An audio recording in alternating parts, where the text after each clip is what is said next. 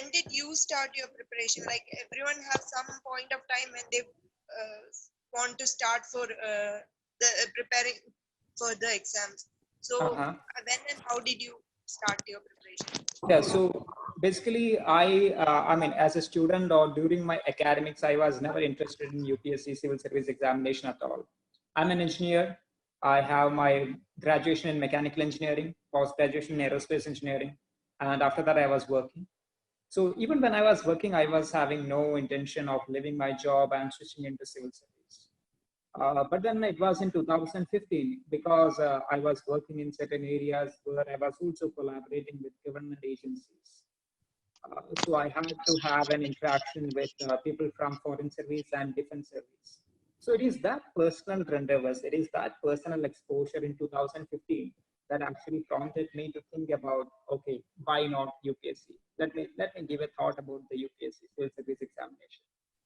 So that was my I mean, what can I say? Something like a turning point when I started thinking about this UPSC examination for the first time in my life. So when do you suggest is the best time to start the preparations? Like, is it after degree or while degree? Okay, now this is like a very specific question. Two things that I will suggest that you have to keep in your mind. One, when do you really feel interested towards civil service, and why do you feel interested? Because the first time I got exposed to the whole idea of IAS, IPS, this was as a child when I was watching movies like The King, Commissioner, all these Malayalam movies where you have all these people coming in as collectors and police officers with all those punch dialogues and everything. So for most of us, this is like the first introduction into the whole world of police and governance and everything. But this is an infatuation. This is not a reality. But once you cross this infatuation, when you start knowing about the service, okay, this is this particular service, this is what is being done in this service. If you can get that clear idea, and still if you think that, okay, I feel that I am suitable for this job, or if you feel that, okay, this job is really interesting, it is challenging, let me give it a try.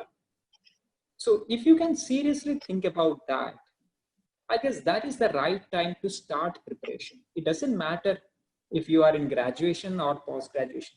The right time to start preparation is when you think that, okay, I feel I am genuinely interested. I think that this is a good job suitable for me. I think the job is quite challenging. Let me give it a try.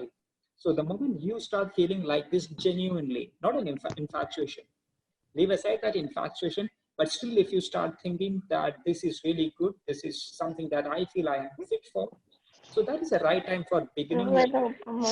And just to add further, personally, I will always prefer that you start doing a full-time preparation only after your degree and preferably after your post-graduation as well.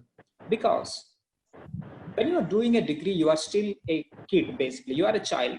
You are just in the adolescent period. Your thought process is not matured enough. You haven't experienced anything in life yet. So it's always good that you let yourself be exposed further, that you earn more life experiences, and then you start analyzing the life in the perspectives that you learn. And that is the right time when you can be an officer. That is the right time when you can serve the society. Because otherwise, if you don't know the society, how do you serve that society? Sir, ഈ civil സർവീസിന്റെ preparation ഇടയ്ക്ക് സാറിന് എന്തൊക്കെയാണ് യഥാർത്ഥത്തിലുള്ള വെല്ലുവിളികളായിട്ട് നേരിട്ടത്? Sir എങ്ങനെ അത് overcome ചെയ്തത്? The question of Sheikha was, what were the major challenges that I faced when I began my preparation and how I tried to overcome them? So like I have already said, my background is in engineering, and most of you know what the syllabus of UPSC is. It's completely based upon arts and some basic science, right? But for me, I have left all those subjects after my 10th and 12th. So 4 years of graduation, 2 years of post-graduation, 3.5 years of corporate life. So it's almost a decade, right? It's almost like 9-10 years after my school and I have to go back to all these subjects again. So that was one major challenge that I began with. And secondly, again, those students who are from engineering background, I guess they might know, because we are not used to writing. So the students of engineering, I mean, including myself, I'm never used to writing big answers. All we write is A is equal to B is equal to C. The equations and derivations, these are the best, these are the longest answers that we ever write. We are not used to critically evaluating the things or discussing the things or elucidating anything. We are not used to any of these, right? So that is the second challenge that I face. How do I write? How do I actually put my ideas into a paper successfully? So these are the two major challenges. And definitely the third challenge is, today we are facing a very particular scenario where we have too many sources for information. How do we decide which source of information is reliable? I saw a question, somebody was asking about, should we read the Hindu newspaper? That is exactly the point. There are too many newspapers, too many magazines, and too many online sources of education. So how do you pinpoint, or how do you narrow down this information? How do you narrow down these sources and tell that, okay, I am going to refer source number 1, source number 2, source number 3. How do you reach that? That is another challenge. Now, how I overcame those things? Again, somebody also asked me the importance of NCRTs. Yes, this is the importance of NCRTs. Because now, because I haven't studied all these subjects for quite a long time, I will have to go back to the basics. So preferably from NCRT 8th standard onwards, 8, 9, 10, 11, 12. Don't go to 6, 7, etc. It's pointless. So go back to your NCRTs, start from the 8th standard or even 9th standard, but I guess 8th would be fine. 8, 9, 10, 11, and 12.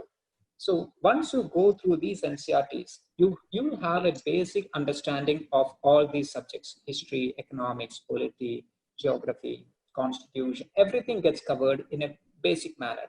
So that sets your background, that sets your base.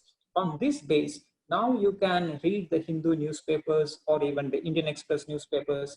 Well, between newspapers, I will always prefer either the Hindu or the New Indian Express. Anything that is comfortable to you among these two, you can choose it. And personally, I have gone for the Hindu because I felt the language of the newspaper is a bit more good. That will help me develop my language, linguistic capabilities as well. I felt that the discussions are more relevant and socially relevant, because the thought point of Hindu, I have always felt that it is more socialistic than the New Indian Express in certain point of views. So that is why I have personally preferred the Hindu over other newspapers. So once this is done, once you start covering the NCRTs, once you start building the base with the the newspapers, you will be in a better position to write as well. And that is the so once this is done, you will be in a position to write better as well. And that requires practice. So once your preliminary examinations are over, once you feel that, okay, there is a high chance that I will clear the prelims, now is the right time that you should start your preparation, your writing practice. And that is why the mains mock exams are very important, because it helps you improve your writing abilities. It helps you decide, is my speed sufficient enough to cover the question paper? Should I improve my speed? Should I improve my structuring of the answer? A lot of things gets covered like that. So that is why the writing practice is also very important. So I feel these are some of the challenges that I personally faced, and these were my thought process when I tried to cover these challenges.